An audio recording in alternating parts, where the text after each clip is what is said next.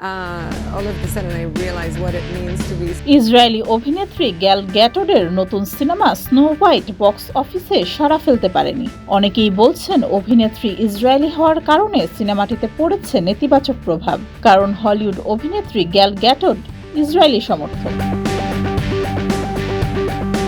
ফিলিস্তিনে ইসরায়েলি বাহিনীর অমানবিক অত্যাচারে তাদের প্রতি ছড়িয়ে পড়েছে ঘৃণা।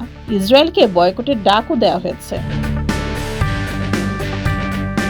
তারই প্রেক্ষিতে অভিনেত্রী গ্যাল গ্যাটোডের সিনেমা স্নো হোয়াইট ফ্লপ হয়েছে বলে মনে করছেন সিনেমা সংশ্লিষ্টরা। প্রায় $150 মিলিয়ন ক্ষতির মুখে পড়েছে স্নো হোয়াইট।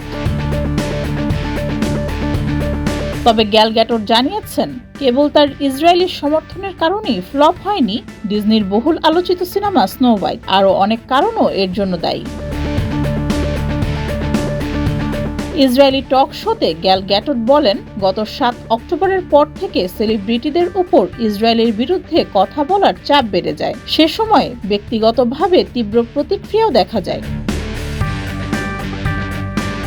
গ্যাল গ্যাটোড আরও জানান, মানুষ আমাকে ইসরায়েলি হিসেবে দেখেছে, অভিনেত্রী হিসেবে নয়।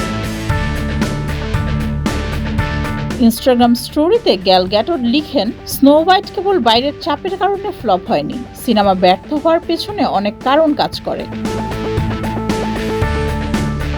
ডেস্ক রিপোর্ট, যুগের চিন্তা।